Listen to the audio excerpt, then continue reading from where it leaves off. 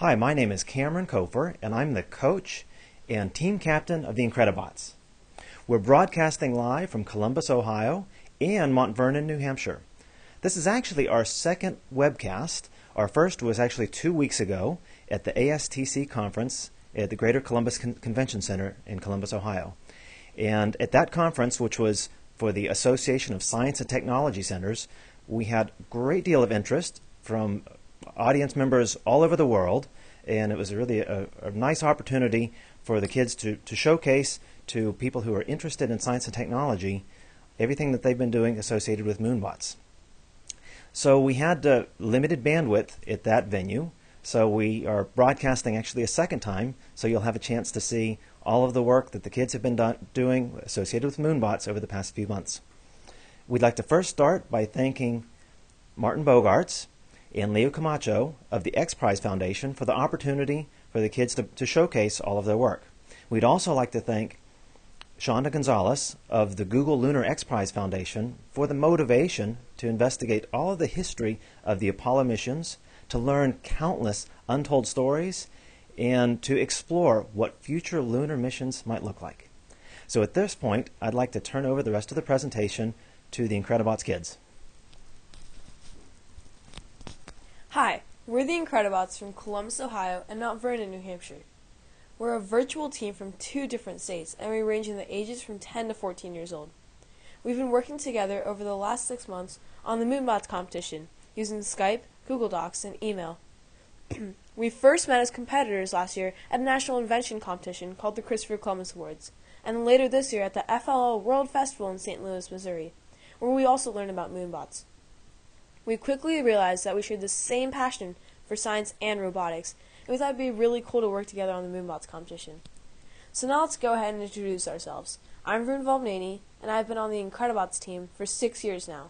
And one of my favorite aspects about this year's mission board was learning about the acceleration sensor and learning how it could apply to the mission board. Hi, I'm Ashton Kofer and I'm 10 years old. This is my second year on the Incredibots, and what I really liked about MoonBots was designing the mission models and trying to make them look as realistic as possible. Hi, I'm Maddie Schroeder, and this is my very first time being a member of the Incredibots team. I really like learning about science and technology of any sort, and I loved learning about NASA and all their Apollo missions. Hi, I'm Riley Jordan. This is my second time being on the Incredibots. I enjoyed learning about the new capabilities and features of the NXT robot, including how to transfer data remotely. Savannah Kofer, and this is my 6th time being on the Incredibots. One of my favorite parts about this season was talking to actual Apollo scientists and learning firsthand about the Apollo space program. Also, I thought we really enjoyed the freedom of designing our own mission models with no limits, and it was very neurologically stimulating. Thank you, Savannah. Before we get started, we'd like to thank 3 Apollo pioneers who provided technical guidance in our investigations. First, Dr. Yoshio Nakamura. Dr. Nakamura is a lunar seismologist on the Apollo Passive Seismology team. He is still actively involved in studying lunar seismology, and he maintains all of the historic seismic data from Apollo. Second, Mr. Jim Bates. Mr. Bates was the Apollo Scientific Operations Manager who oversaw all of the ALSEP experiments, as well as being the principal investigator of the dust detector experiments.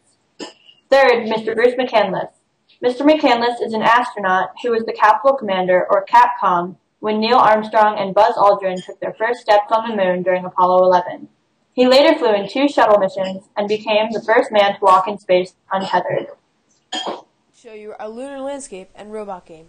The goal of the Apollo program was not only to win the space race, but also gather scientific information about the moon and its environment. We did lots of research and interviewed 3 Apollo pioneers in order to make sure our lunar landscape was as realistic as possible in order to educate the public. We did make some changes to the models as we went along, so they could be visibly seen by the public and also be built by using Legos, but we'll talk about these as we go along. So here is our lunar landscape made out of a lightweight hollow board. It is about a 6 foot by 6 foot area, and it includes an elevated base and a high ridge area. The high ridge area has genuine artificial moon rocks, of course, and also a Lego model of the Apollo landing module. The elevated base and the high ridge area are both made out of wooden pieces, and the lunar landscape is represented by a vinyl mat and several base plates. But one of the most interesting parts of the lunar landscape is that it moves in order to simulate a moonquake, which we will talk about later. The mission board is suspended from a wooden frame using 4 tension springs. We tried using compression springs, but they didn't move up and down enough. And we also tried mounting a ceiling fan motor with an offset weight to the bottom of the board, but it didn't shake the board enough. So instead, we decided to move the board by hand with our hands because it will be better and more unpredictable. Now let's talk about the game mission models on the mission board. So even after 14 years of the Apollo space program, most of the public is still under the misconception that the moon is seismically dead, but that's actually not the case. In fact, on the moon, instead of having earthquakes, they have moonquakes. During the Apollo program, 5 passive seismometers were placed on the moon and recorded over 12,000 seismic events during 8 years of operation. But these quakes on the moon were very different from earthquakes on Earth. Scientists discovered that moonquakes could last over hours and measure up to 5.5 on the Richter scale. Because the moon doesn't have large bodies of water like Earth to dampen the vibrations, quakes on the moon last much longer and have more potential for damage. Seismometer on the lunar surface. We are installing this new lunar seismometer in order to collect new seismic data about unexplored regions of the moon. As you can see, our seismometer is actually an NXT CPU with an acceleration sensor. We also have a Dexter solar panel, which was given to us by the Google Lunar X Prize Foundation. Thank you, Dexter Industries. In order to identify the depths and locations of moonquakes more precisely, we would need a larger network of seismometers, possibly including ones on the far side of the moon. However, we would need a communication system in order to communicate this data back to Earth. So in this mission, raising a radar communication dish would award us 50 points, and pushing the seismometer into the crater in order to activate the flashing lights is worth 50 points as well. Another mission is to collect seismometer data and record a seismogram on a computer representing mission control.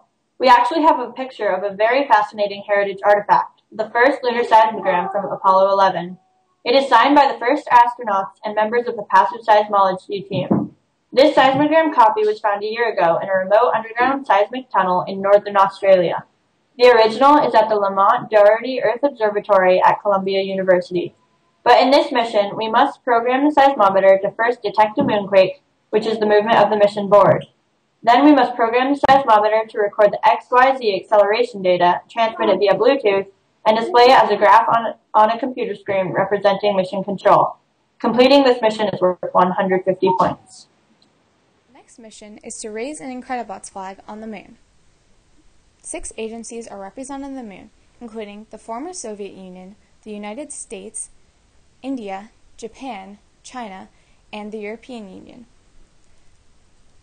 All these agencies have landed successful missions on the moon, and this mission is a fun, interesting way to leave our mark on the moon. This mission is worth 100 points. The next mission is to remove the lunar core sample and return it to base for analysis. Scientists can examine the core sample to find clues about the moon's history and what it's made of. So the mission here is to remove the lunar core sample from the moon's crust for 50 points and then return it to base for an additional 50 points. Each Apollo mission has brought scientific instruments to the moon in a package called the ALSEP, the Apollo Lunar Surface Experiments Package. The ALSEP has been left and deployed by astronauts in each of 6 Apollo landing sites. Here is our LEGO model of the ALSEP. These instruments collect data about the lunar environment, and they include, for example, a passive seismometer, a solar wind spectrometer, a lunar surface magnetometer, a superthermal ion detector, and a heat flow experiment probe. In fact, the lunar surface magnetometer and none of the other ALSEP equipment move or light up, because on the moon this would interfere with the seismometer. But we decided to have them move and light up in order to visibly show that they have been activated. Many of the ALSEP instruments continued collecting data until NASA terminated all communications to the ALSEPs on September 30th, 1977. These communications were turned off because the Manned Space Flight Network was needed for a new NASA program called Skylab. This network had tracking stations all over the world, including Chile, Hawaii, and Australia. We learned that there have been at least 2 attempts since 1977 to reactivate the ALSEPs, but unfortunately there was never enough power left in the radioisotope thermoelectric generators, or RTGs, which is this bluefinned model, to repower the instruments. But if these instruments could be repowered, perhaps they could be used again to collect more scientific information. Repowering the ALSEP would probably involve installing a new plutonium-238 slug in the RTG, similar to the one used in the Mars Curiosity rover. But in our game, the robot needs to activate the ALSEP by activating this switch to turn on the motor and lights. Doing this will score 100 points, and we designed our robot so that it will not interfere with the cables, because this was a real problem with the Apollo instruments back in Apollo 16. The ranging retroreflector, which is a heritage Apollo instrument left on the moon in order to calculate the distance between the moon and the Earth by sending out a laser signal and calculating the amount of time it takes for the laser signal to reach back to Earth. However, they're becoming less effective because of moon dust accumulating on the surface. So in this mission, our robot will need to clean off the moon dust. On the moon, the retroreflector is mounted at an angle so it's facing Earth, but in this mission, it's mounted horizontally so that the moon dust stays on the retroreflector. Meteorites are actually the most prominent danger on the moon, more so even than moonquakes. This is because the moon does not have a protective atmosphere unlike the Earth. There are millions of craters on the moon, all from meteorite impacts, and then in this mission, the robot will have to release and then catch a free-falling meteorite without letting it interfere with the robot's navigation or any of the other mission models. Catching this meteorite results in 50 points, and then later bringing it back to base results for another 50 points. In this next mission, the robot must launch a rocket into space. The rocket could either work as a navigation tool to collect and bring samples back to Earth, or as a launching pad for further exploration and innovation of the universe. Either way, we decided to model our rocket after the Saturn rocket because it was the most recognizable to the public. A real rocket on the moon would require a different design because the moon only has 1/6 of the gravity of the Earth. In this mission, the robot must drive up to the rocket, launch the command sequence, and open up doors to discoveries never before imagined. This will score 100 points. Finally, the robot must withstand a moonquake by pausing and staying still for at least 3 seconds when the mission board begins to move. The robot must also emit a sound indicating that the robot has detected and acknowledged the moonquake. This mission will score 100 points. Finally, when all the missions are completed, the robot must then return to base, and returning to base is worth 50 points.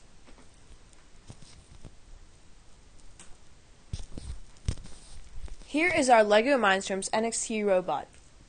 Here's our LEGO Mindstorms NXT robot that we named Apollo after the last manned exploration of the moon.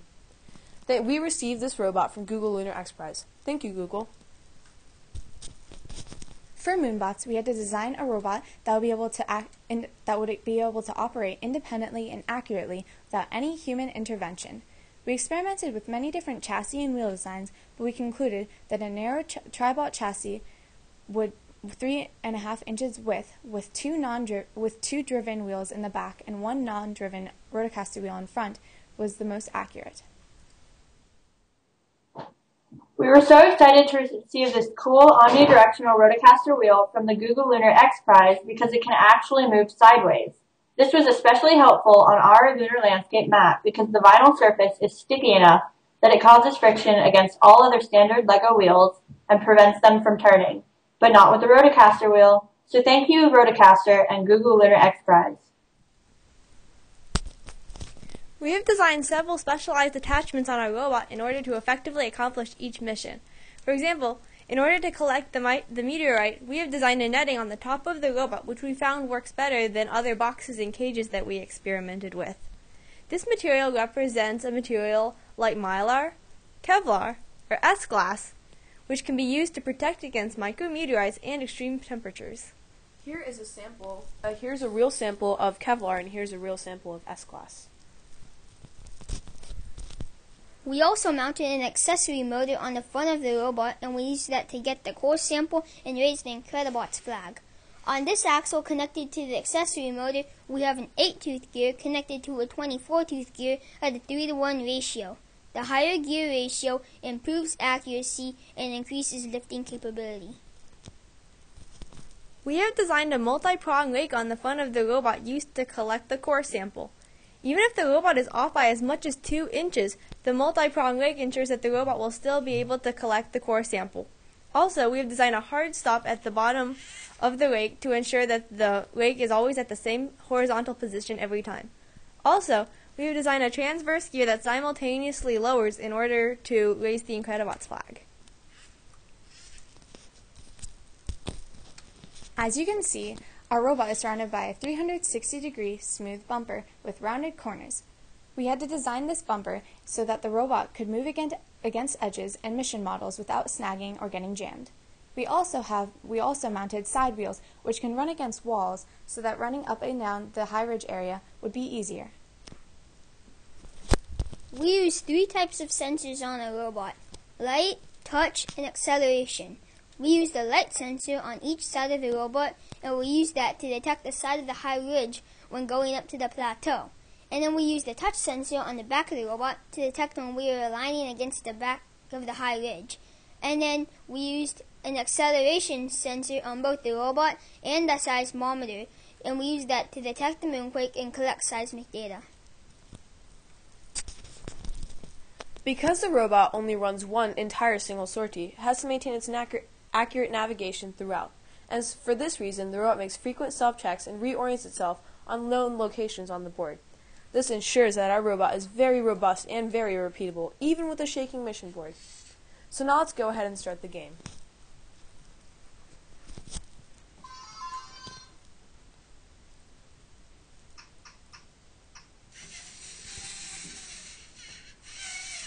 So the robot is going to install a new seismometer into the crater. It raises a radar dish to communicate to base for 50 points and turns on the seismometer for an additional 50 points.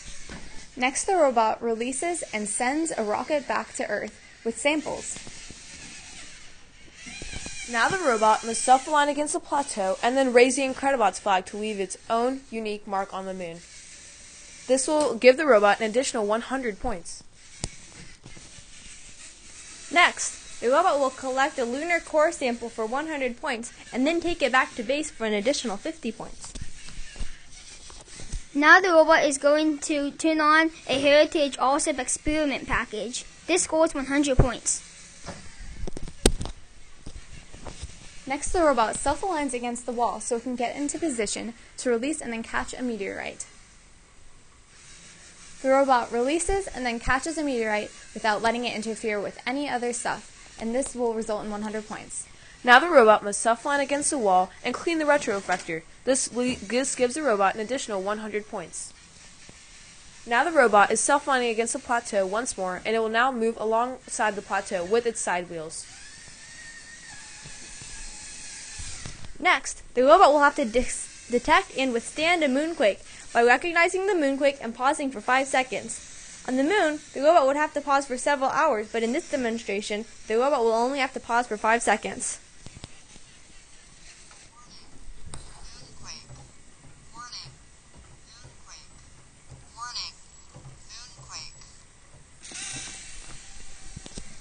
The new seismometer records seismic data and sends it to Raleigh in New Hampshire at Mission Control. This scores 100 points.